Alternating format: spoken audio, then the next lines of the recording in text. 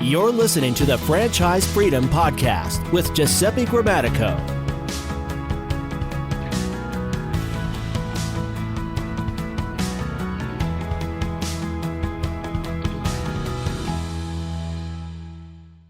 Okay, and welcome to the Franchise Freedom Podcast. I'm your host, Giuseppe Grammatico, your franchise guide, and wanted to thank everyone for joining us today. We have a very exciting episode with a good friend of mine.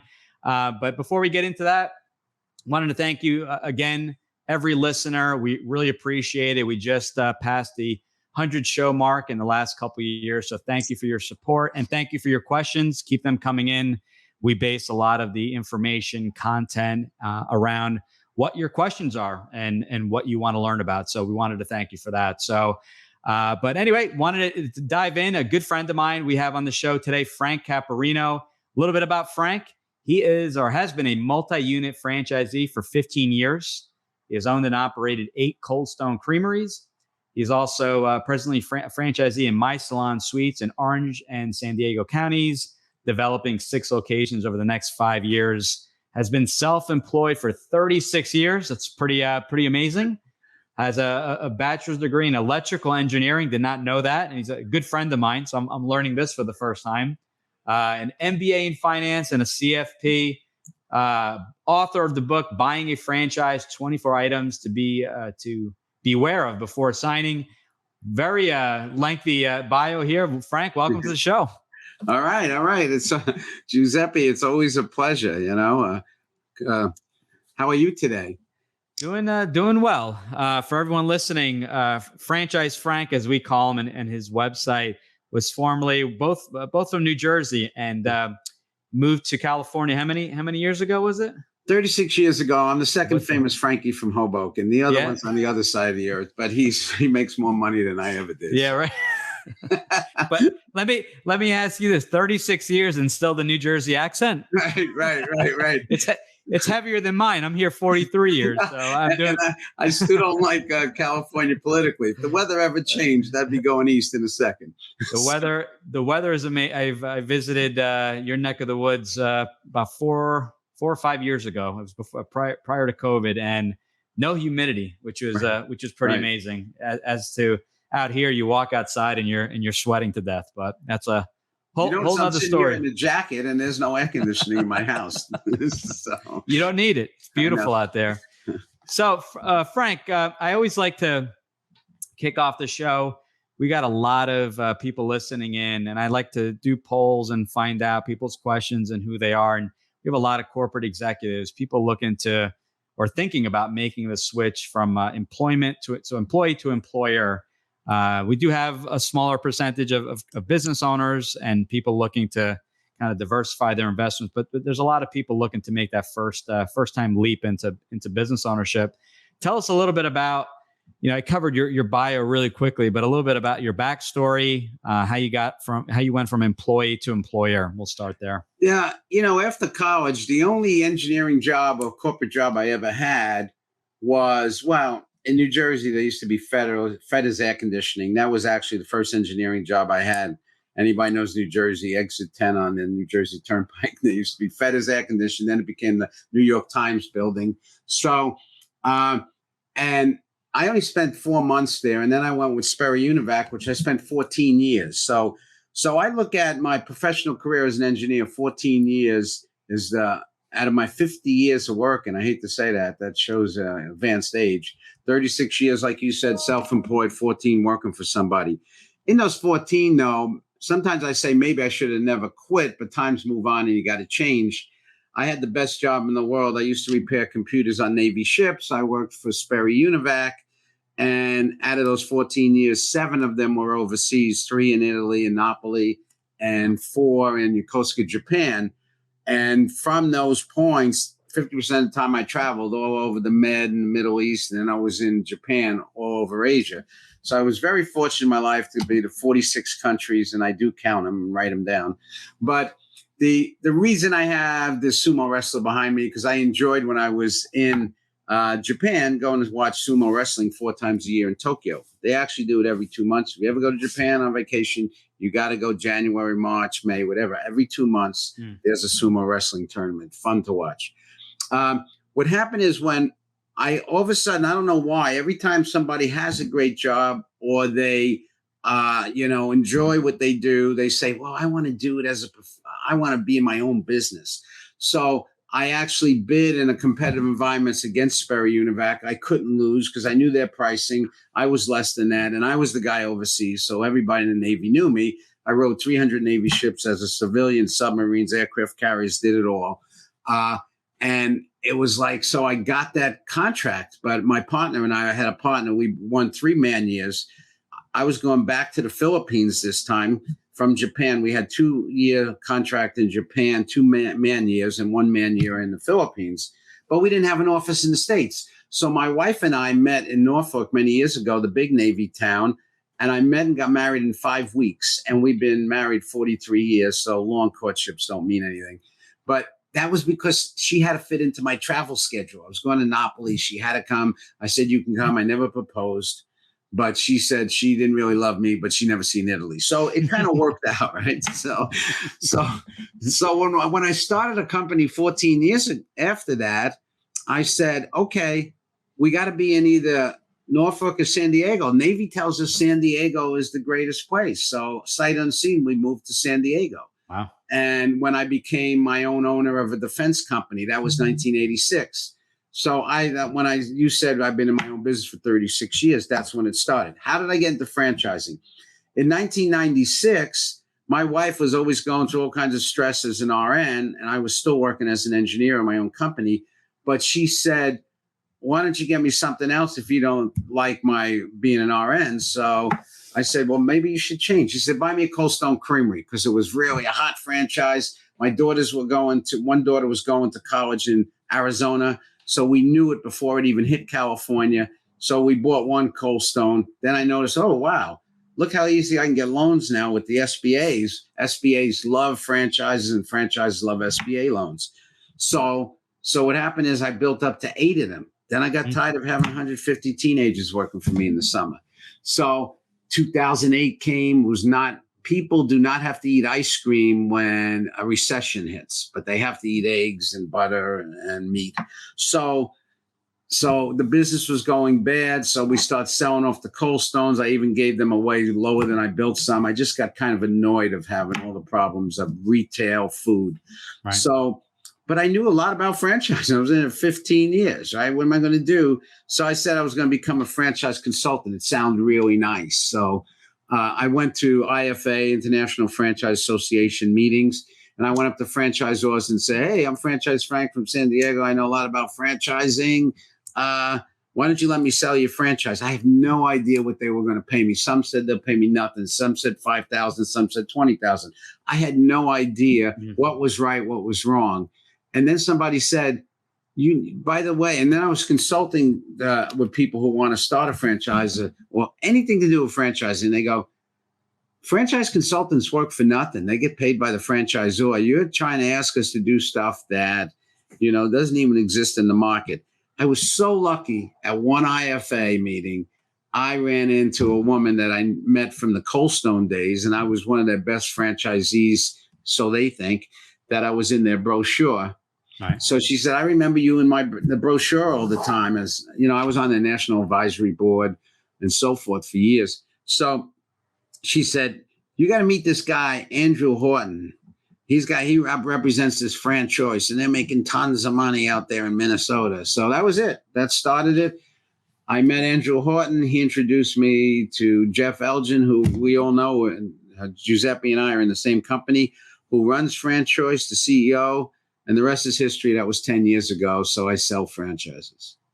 Nice. Very nice. That's history. I like it. It's been from East Coast to West Coast and everything in between. So awesome. No, I appreciate that. So for today, we've worked together just recently with a young family from Canada.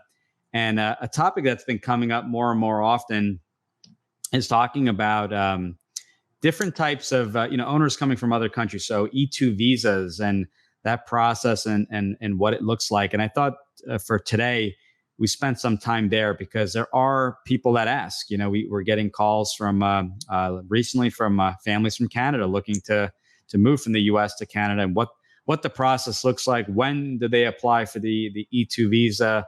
And, Frank and I both are not immigration attorneys, although we may contact them and just find out, get feedback as to the process and the various recommendations. But can you talk to us a little bit about that? I mean, just from someone not knowing anything about this, Sure. where do you want to start? And we can kind of do high level and. Well, one time I thought visas was going to be a strategic plan for me, where I would maybe do one deal a year, maybe 2 deals a year, because somebody introduced me. An immigration attorney at a networking meeting years ago said to me, I can use you on the front end to get businesses so my clients can get an E2 visa. And E2 is the cheapest visa, and they call it a non-immigration visa because an E2, you invest somewhere from $100,000 to $300,000, and it gives you a 5-year way to live here, and because you invested that money. The immigration attorney needs the business on the front end. So once you close the business, it shows the United States that you made an investment, and then the immigration lawyer writes the proposal to the State Department and say, hey, my client has invested 100 or 200 or 300. They don't want you to invest 20,000. It's got to be at least a 6-figure number. And he wants to live here. He showed that he's going to invest in the country, and he can get a visa. They call it a non-immigration because he can't get a green card.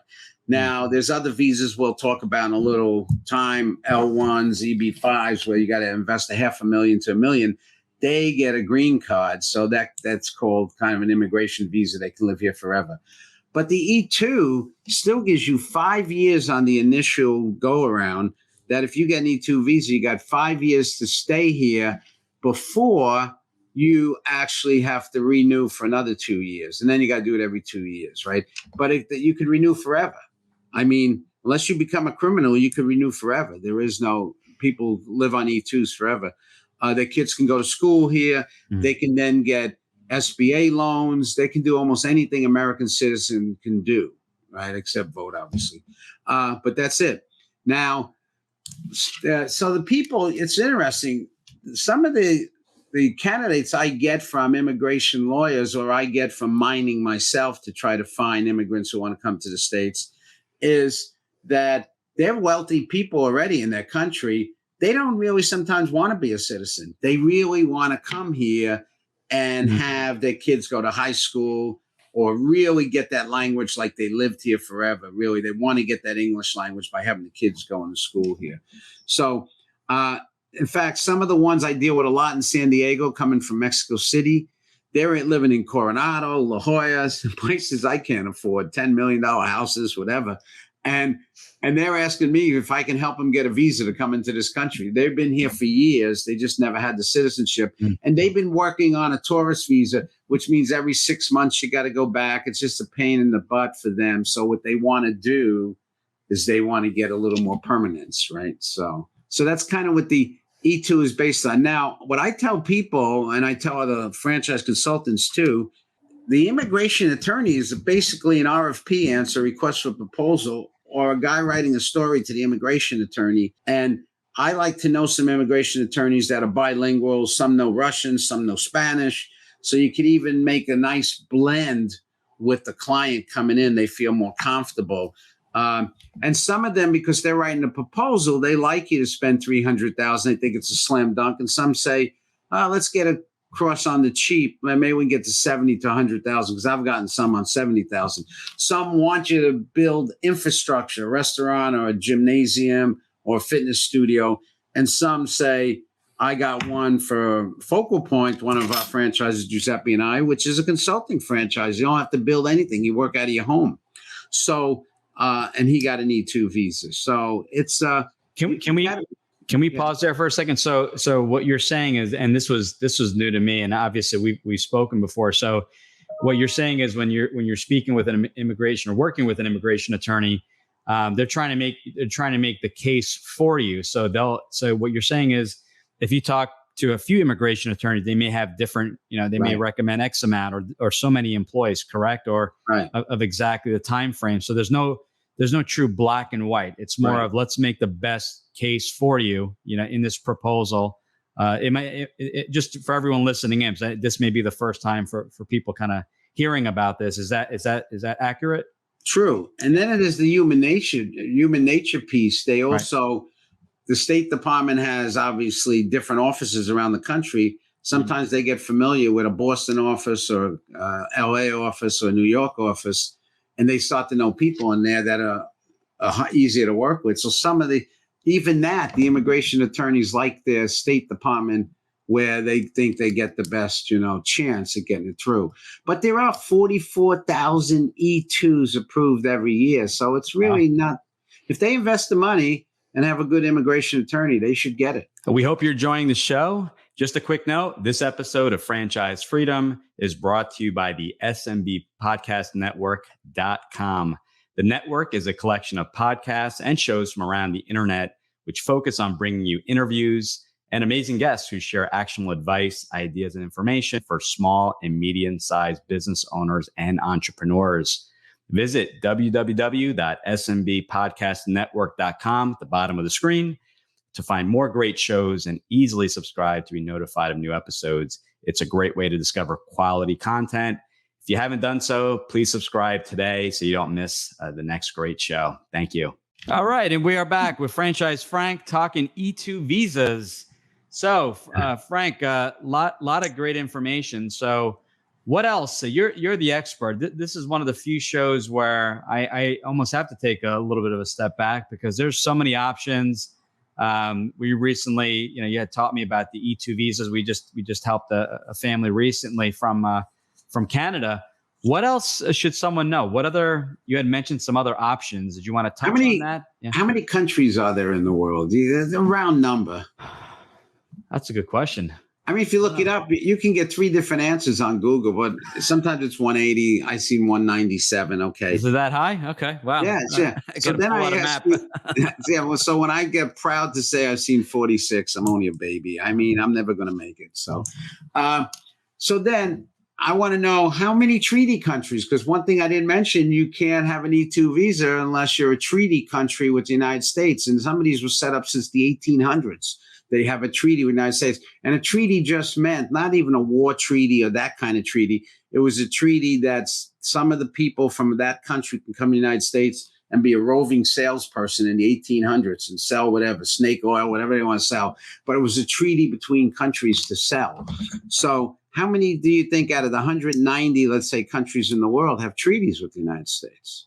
I looked this up once because you had given me homework, and unfortunately, I got 2 numbers stuck in my head. I'm going to say my first guess was 30, my second was 50. Am I right? It's 72. So there's okay. I don't know where it got that.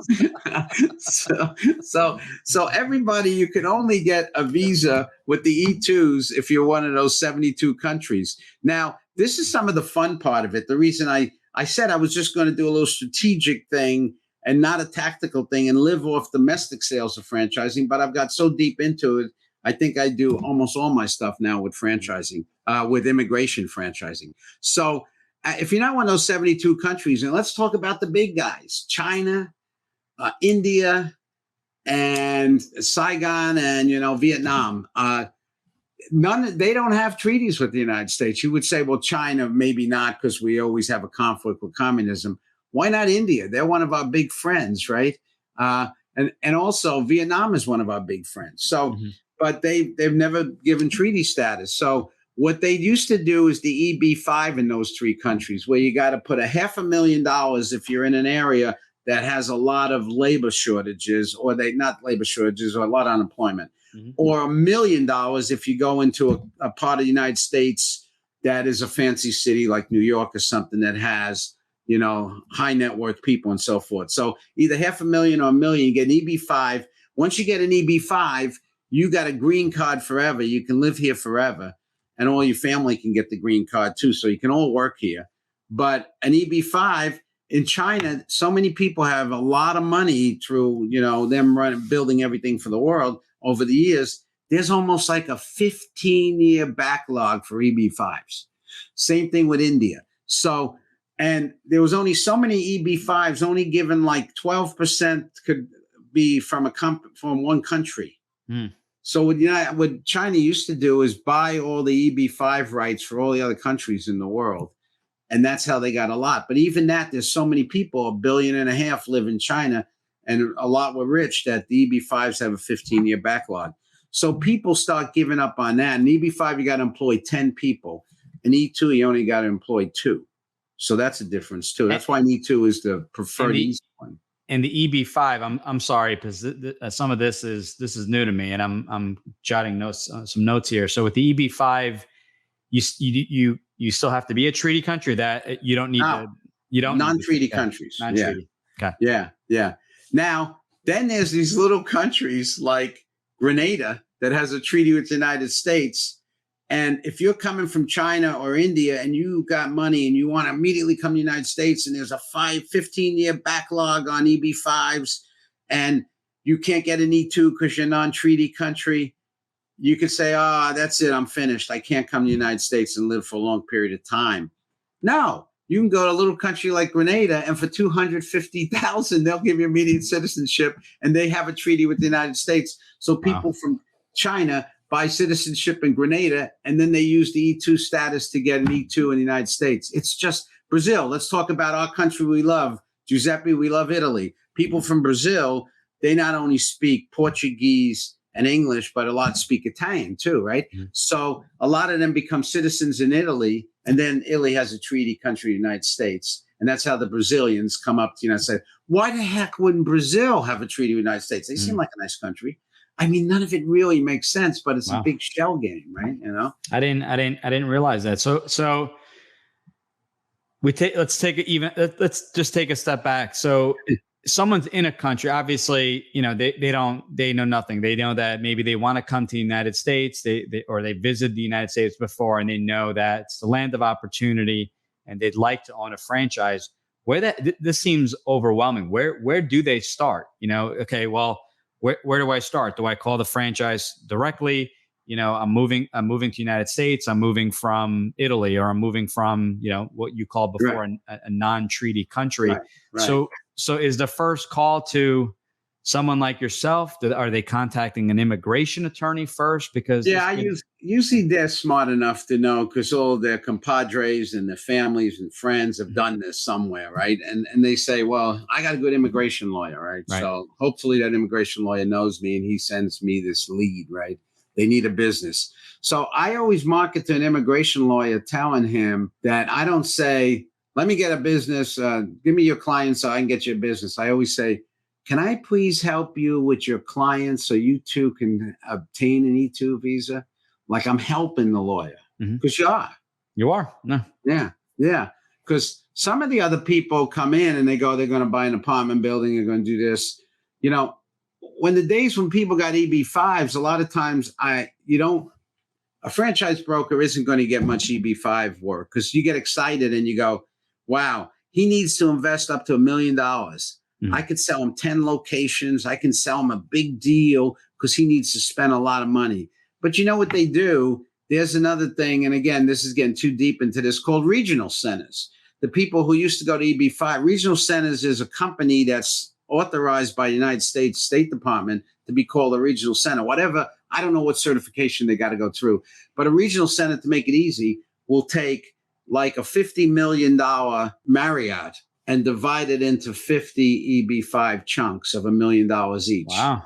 And then the regional center sells you a chunk of a Marriott. Okay, let me tell you, close to your home, that you would never even think, in professional sports in Brooklyn, when they built the Brooklyn Nets Center in Brooklyn, that's an EB5 product. Half of that was cut into chunks to build that arena so people can invest $1 million pieces through a regional center and get an EB5. That's interesting. That is very interesting. I had no idea, and this is my third show today, and I literally have learned so much today alone. It's incredible. You think you have certain things figured out. We've had conversations before, but I don't think this has come up before. So, well, I've gone too deep into this. It's not making me any money. I'm just like, I like it. It's interesting. No, it's definitely interesting. I mean, people, obviously, we're working with a lot of people in the U.S. As well as Canada, at least to place them in franchise in the U.S. and Canada. But there's people from all over.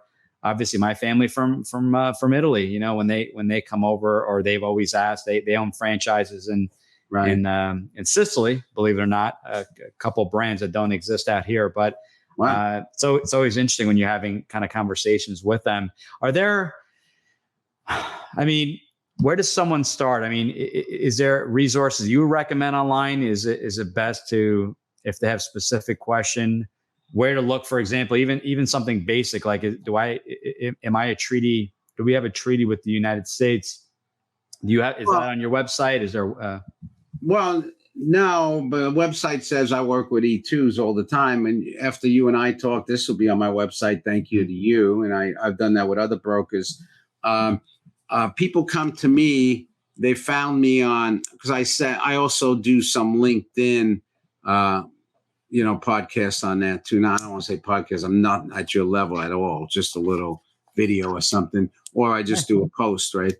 So, and I get it through LinkedIn. People come to me and say, I already have my lawyer, because that's my first question, but can you help me get a business? Because the lawyer just suggested me, or I see you work with immigration franchises. So, because you know what we're giving them too? We're giving them the 20 or 30 franchises that say, yes, I like them, where they have to go to the web, find something that they got, and then they call the person up and say, I'm going to do an E2 visa, and the franchisor said, gets lost. I don't like working with it.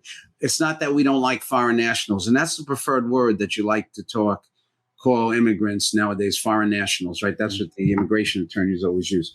So that's not, they don't dislike foreign nationals. That's what makes our country grow, that investment. But some franchisors say it's too much work. I don't want to do all the paperwork. Yeah. I got to wait for the State Department, all that stuff, you know. During COVID, it took me, you want to have a tough story, took me a year and a half to get one E2 visa approved. Because during COVID, the person comes in, they got to get an E2. The immigration attorney starts working with him. He says, go get a business. They get a business. Then they got to go back to their U.S. embassy or consulate in their host country and get fingerprinted and interviewed. And they don't even get that in the same day. It's got to be two things. Well, during COVID, all the embassies and consulates around the world were closed. Right. So that just blocked. Then the, I don't want to use slang Italian, but the Mama Luke guy who actually was the guy who was the seller, he decides during this thing, my guy's the buyer, right, of this franchise. He's buying a resale of CertaPro. The seller decides to get divorced, and he decides to go bankrupt. So even when we got the deal done after a year, we had to go to the bankruptcy court to see the money flows. It was just a nightmare, but we stayed with it. You'll find that the foreign national client is so loyal to you because you're giving them something that's a dream of theirs, and they'll stick with you and make sure it works. Yeah, I mean, there's no change in our business, right? It's obviously we're still helping them find the business that's right for them. The attorney, the immigration attorney, is giving you the guidelines and saying this is what we recommend to. And as you mentioned with the E2, I think it was two employees versus the other option, which was 10. Was it 10 employees? 10 employees. So you have some guidelines there, but to your point, yes, and I've seen some changes and people changing and allowing it, but right, the franchisor has to approve. That's one of the first questions: is that do you accept? Do you allow at this point in time? And it's not every franchise functions differently, so it's not across the board. So you do have to check in with each of the franchise companies because some just don't. They don't want to deal with the extra work, or they're not comfortable with it, and that's fine. It's good to know that, and you have a list of companies that do work with those types of candidates. So there is a lot of work, but ultimately we're still finding the right business, and then after that business is we figure out that business and it's acquired, and the E2 process continues, and like as you mentioned, correct? And they're probably only a month or two away if it's a non-COVID environment after the business is bought. Okay. So the thing is, they can't get any loans. That's the problem. So we got to look closely at their net worth and liquidity, because they have to buy the business and survive during the 6 months they're waiting the cash flow, right?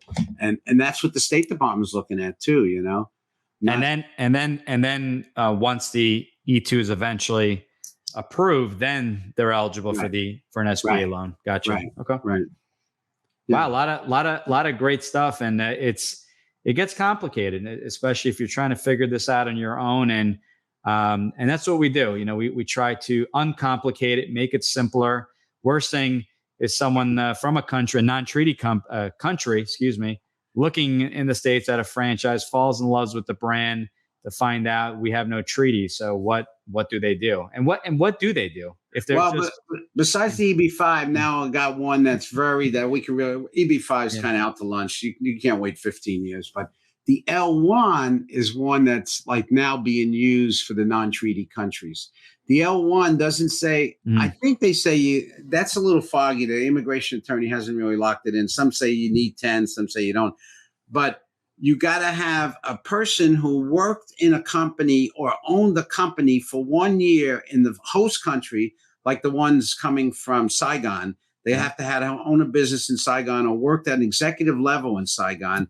And they got to come here and open a branch. Now, I was dealing with one guy who had a steel company, very wealthy, had a steel company in Saigon area.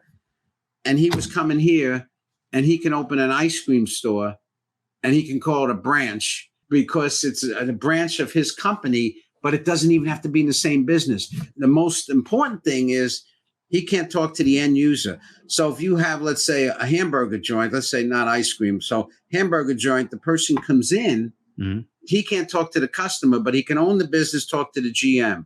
And it's easy to sell a 2 or 3 location because he'd be talking to several GMs at 3 locations. Then he looks like an executive in the State Department, says, good. He used to have a company or work for somebody for a year in a host country. He's opened a new business. He talks to only GMs, doesn't talk to the customer. We can start getting the L1 visa. I mean, that's a crazy visa, but that's the one that's really popular now for non-treaty countries. Very interesting. So in summary, got to talk to Franchise Frank because there's a lot of moving parts, and that's every country is going to be different. So definitely do your homework, reach out, and at bare minimum point you in the right direction. I know things have to be done in a certain order, and that's why it's definitely makes a lot of sense to treaty country, the legalities, to talk to an immigration attorney, kind of figure it all out, get your finances in order. There's a lot. What didn't we? And obviously we could spend a lot more time in each one, but what else for someone listening in that either, it's first time, maybe they've never owned the business before. What advice do you have? What didn't we? My advice is like your advice, because you deal with the same clients. Like, let's forget the immigration stuff. Let's deal with the domestic ones. Mm-hmm. The people, sometimes we know they won't go over the line and write that check and come out Discovery Day, make a decision because they have the fear. We know we're always judging what's their fear, and we're trying to find that out. We know that everybody who says, I wanted my own business because I want to be the man, I want to run my own business, my destiny. We know that's all baloney. You and I work all the time and interview people to find out what their really thing is. So I tell them, when I have been in my own businesses, and several of them, I own a data entry business in Tijuana. It was a Maquiladora. I used to own, I started in the defense business, right? I used to fix computers for the government. On and on. I had a lot of businesses over 36 years. I was a financial planner too, obviously. But what happened is, I tell those people, I didn't think I was going to be self-employed for 36 years. I used to like to get a check every Friday when I worked for Sperry Univac. But when you get in, 95% of that franchise probably will make you successful. There's always going to be a 5% delta of something that can go wrong. You're the one. You put your feet on the ground every day.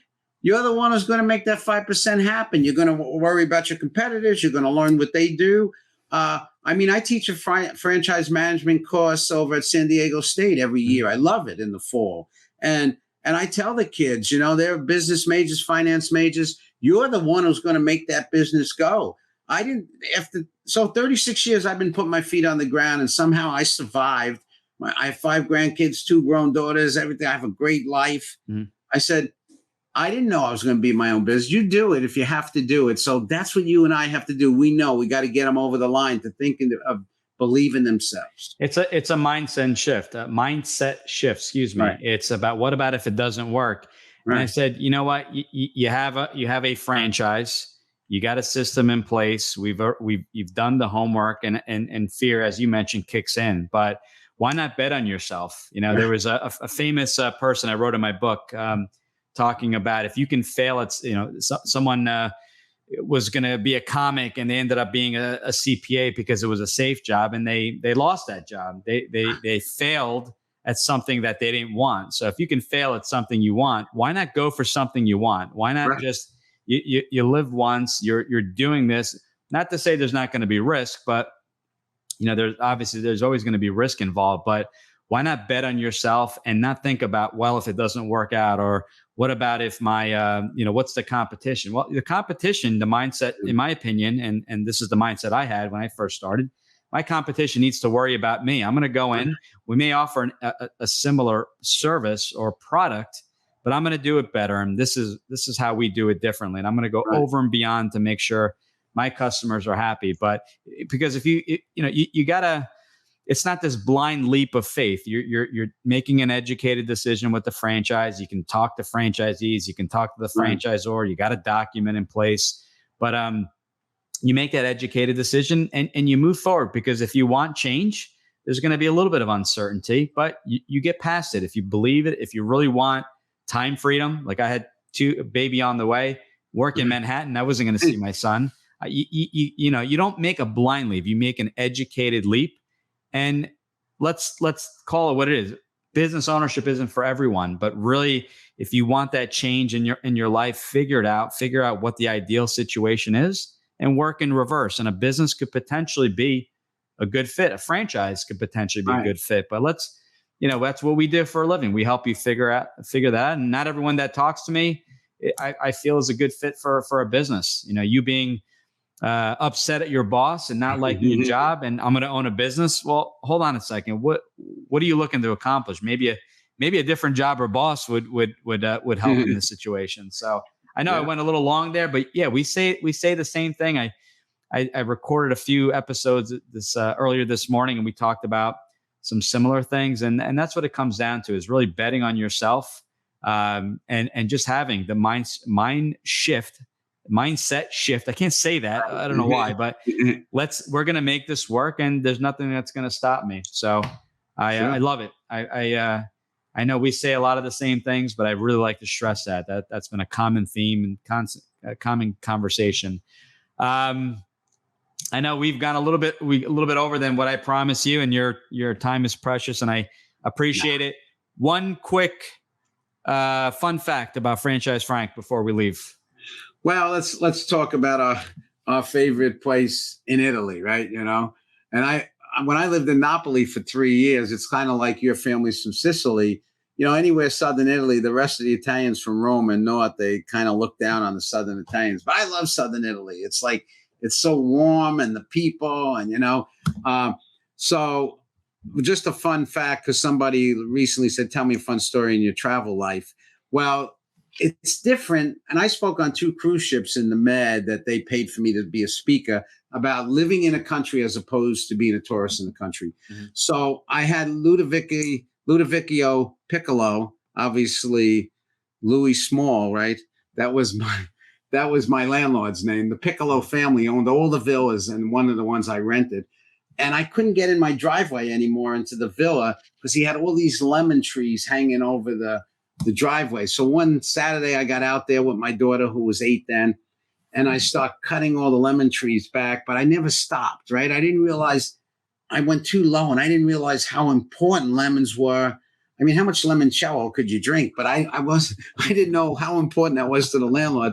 So I had my daughter put all the branches in a wheelbarrow I had, and we took it down to the lake. We lived on an area called Lago Patria, because Lago Patria was at the end of the block. Mm-hmm. So he comes back the next day because he sees all the branches at the lake, or somebody told him, and he says, and he goes in a mantra, and I don't understand Italian that well, and he's really, man, he's the constant mantra. So I go to a friend of mine who's bilingual and say, what is this mantra? What's he saying? He goes, I don't know. It sounds like to me he's got poison in his gut for you. So I mean,